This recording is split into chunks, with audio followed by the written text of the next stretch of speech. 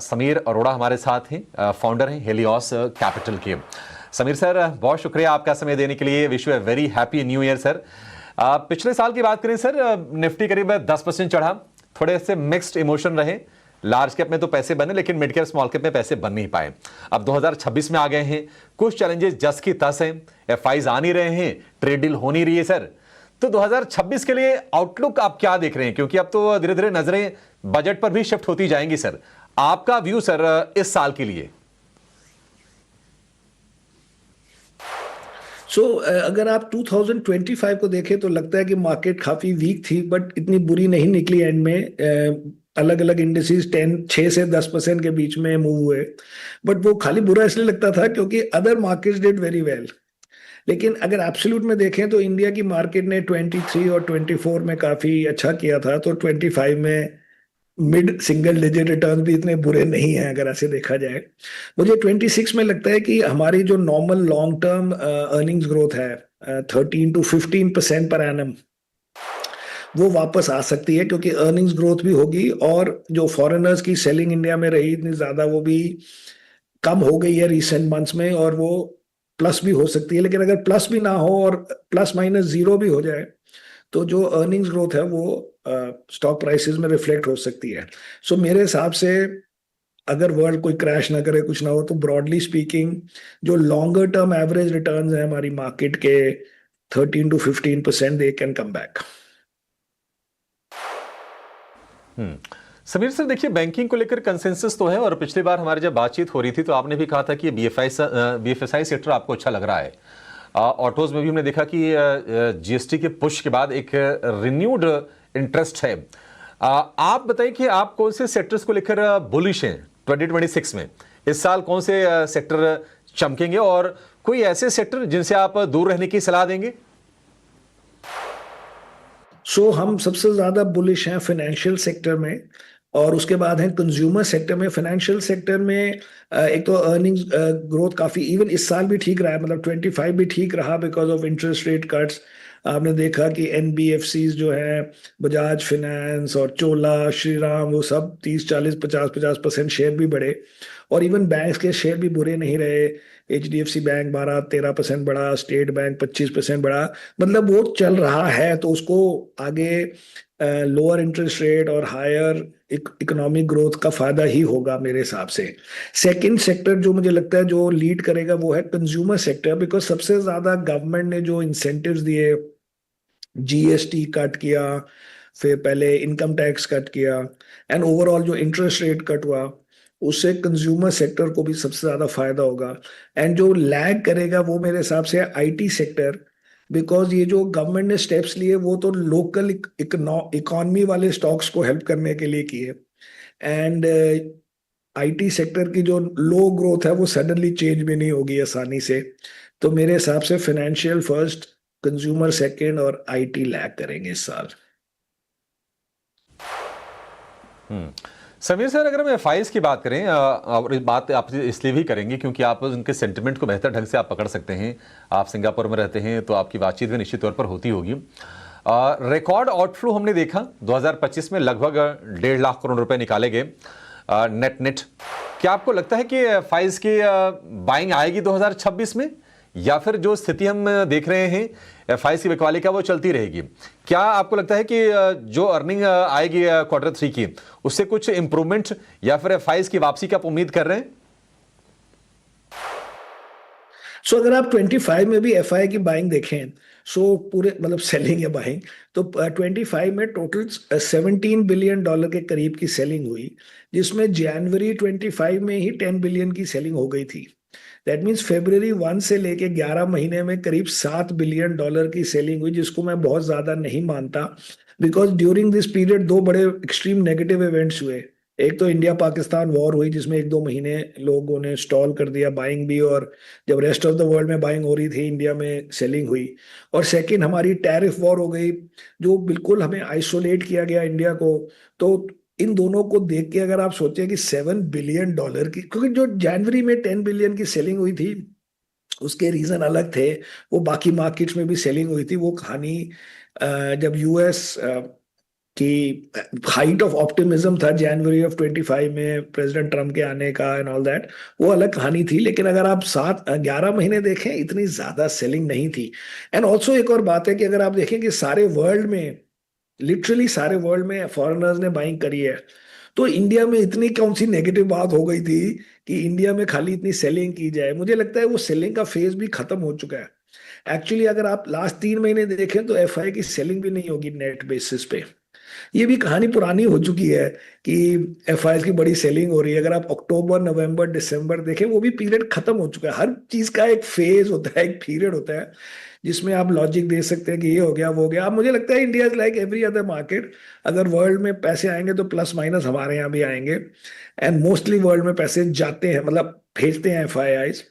अगर हम अपनी बात करें तो हेलियोस कैपिटल ने इस साल, मतलब सॉरी 25 में, जो एफआईआई का हमारा एयूएम है, फॉरेनर्स के पैसे जो है वो डबल हो गए। डबल हो गए मीन्स कि नए पैसे डाले हैं, तो नियरली डबल से ज्यादा हो गया हमारा एयूएम फ्रॉम फॉरेनर्स। तो आ रहे हैं फॉरेनर्स, ये नहीं है कि उनको एक उससे किया ना जाए कि वो रोज इंडिया से बेच के वर्ल्ड में डालते हैं, ये ऐसे नहीं होता काम।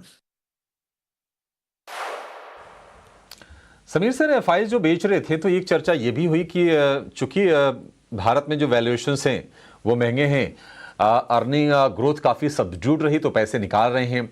और हमने एशियन मार्केट्स में देखा था कि जो वैल्यूएशन से थोड़े चीपर थे अक्रॉस द बोर्ड। अगर हम एशिया में देखेंगे, जो इंडिया के जो पेयर जो मार्केट हैं, 25 से लेकर 75% के रिटर्न्स हैं इस साल में। कोस्पी मतलब 2025 में कोरिया का इंडेक्स कोस्पी लगभग 75% चला है। यूरोप में भी 20% से ज़्यादा के रिटर्न बने। तो दुनिया भर के मुकाबले भारत में थोड़े रिटर्न कम बने। एफआईज की भी हम बात करें, बाकी निवेशकों की बात करें तो वैल्यूएशन पिक्चर आपको रेस्ट ऑफ द वर्ल्ड के मुकाबले कैसी दिखाई दे रही है? क्या आपको लगता है कि ये आगे जाके चीजें बेहतर होंगी या फिर एक चिंता बनी रहेगी बाजार के लिए? इंडिया के वैल्यूएशन में कोई कहानी नहीं है जी, ये सब कहानीबाजी है। बिकॉज अगर आप सोचें कि फॉरेनर सारे जो आईपीओज होते हैं वो तो अनलिस्टेड, मतलब ये प्राइवेट इक्विटी वाली कंपनी जो लिस्ट होती हैं वो लॉस मेकिंग होती हैं, 1000 पी पे आते हैं, सारों में 100 टाइम्स फॉरेनर्स ओवर वो करते हैं। तो क्या फिर क्या हो गया वैल्यूएशन का? ये जो सारी कंपनीज अभी रिसेंटली लिस्ट हुई, इसमें से कौन खड़ा होके बोल रहा है कि ये बड़ी चीप कंपनीज हैं, बड़ी लो वैल्यूएशन कंपनीज हैं? और कौन बोल रहा है कि उसमें फॉरेनर्स ने नहीं खरीदा? इनफैक्ट फॉरेनर्स जो बेच रहे थे वो उनकी हमारी लो वैल्यूएशन कंपनीज थी। वो बेचते हैं हमारे आईटी कंपनीज जो एवरेज मल्टीपल पे चल रहे हैं, वो बेचते हैं हमारे बैंक जो 3-4 साल से लोअर वैल्यूएशन पे हैं। और खरीदते क्या है? Because the point is it has nothing to do with valuation, it has to do with the fact कि वो सेलिंग हुई। अब आपको एक रीजन चाहिए। अब आपको इंडिया बड़ा ओवर वैल्यूड है। पिछले 4 साल के दिसंबर 31 तक ओवर वैल्यूड नहीं था क्योंकि उसका बढ़ रही थी मार्केट। आपको जी ओवर वैल्यूएशन है, यही हमारी गलती है। कुछ गलती नहीं है, इंडिया की ग्रोथ कम हो गई थी। इंडिया में आपने 2-3 सेक्टर्स उड़ा दिए हैं बिकॉज ऑफ टैरिफ। एक सेक्टर में एक्चुअल प्रॉब्लम है विच इज आईटी। इसका वैल्यूएशन से इतना बड़ा कनेक्शन नहीं है। And proof of the pudding is IPOs, QIPs, सारे महंगी कंपनियों में सब लेते हैं। महंगा का है ही नहीं ना कॉन्सेप्ट। जो इंडिया की पुरानी वैल्यूएशन थी उसी रेंज में काम हो रहा है और वो रेंज एक्सेप्टेबल है वर्ल्ड को। और जो अभी चाइना चल गया, कोरिया चल गया, तो हमारा जो डिफरेंशियल था कि भाई हम इतने प्रीमियम पे ट्रेड करते थे वो भी कम हो गया। और अगर और नहीं मानते तो देखिए कि 3 महीने से तो Indian market has beaten China bye nearly 8%. India has beaten emerging market by 2-3%. India has done better than Nasdaq also from October 1 this year. मतलब कि लास्ट फ्यू मंथ्स में ये सब चीजें सेटल हो रही हैं ऑन द बेसिस की बहुत ज्यादा डिफरेंस हो गया दोनों परफॉर्मेंस में of Asia, emerging market, US versus India. And secondly India में जो गवर्नमेंट ने 3-4 चीजें की, जीएसटी कट और interest rate cut, liquidity improvement, उससे लोगों को लगा कि नेक्स्ट ईयर की earnings growth will be higher than this year, मतलब 13-15%। और करेंसी हमारी डिप्रिशिएट हो गई तो फिर लोग फिर शुरू हो गए। अच्छा सर, आप ब्राइटर साइड पर देख रहे हैं कि आकर्षक चीजें कहां पर हैं। पिछले 3 महीने में तो ठीक है रिटर्न हमने बेहतर दिए हैं। क्या आपको लगता है कि ये जो 3 महीने का पीछे वाला जो ट्रेंड है ये आगे कंटिन्यू होगा? 2026 में बाकी बाजारों को हम आउट परफॉर्म कर पाने की स्थिति में होंगे? नहीं जी, नैस्डैक को तो हमने पहले नॉर्मली नहीं बीट किया। मैं ये कहना चाहता था कि वो जो मैसिव अंडर परफॉर्मेंस थी वो बात खत्म हो रही है या हो चुकी है। तो अब आप in line with the world चल रहे हैं। लेकिन ये नहीं मैं कह रहा कि वो उसको बीट करेगा। लेकिन अभी तक क्या था कि एशियन मार्केट अब 30%, Indian market in dollar terms अब 2%। तो वो बड़ा बुरा लगता था। वो पीरियड एक्चुअली खत्म हो चुका है, लेकिन वो नजर नहीं आता क्योंकि अभी भी वो पिछले 8-9 महीने की जो रिलेटिव अंडर परफॉर्मेंस थी वो तो अभी दिखती है ना जब आप एनुअल नंबर्स देखें। But in general Indian market ने यूएस को बीट नहीं किया बड़े सालों से। But generally Asian markets, emerging markets Europe के आगे ही रहे हैं। इवन इस साल की अंडर परफॉर्मेंस के बाद अगर आप 5 साल की परफॉर्मेंस देखें तो India is done better than China, it is done better than emerging markets, it is done better than Europe. लेकिन इस साल में उन सब मार्केट्स ने बहुत अच्छा किया। तो अब लोग कह सकते थे कि वो चलता रहेगा ये अंडर परफॉर्मेंस। तो उसका खाली पॉइंट है कि लास्ट 3-4 महीने से फिर इंडिया एटलीस्ट लाइन में आ गया है।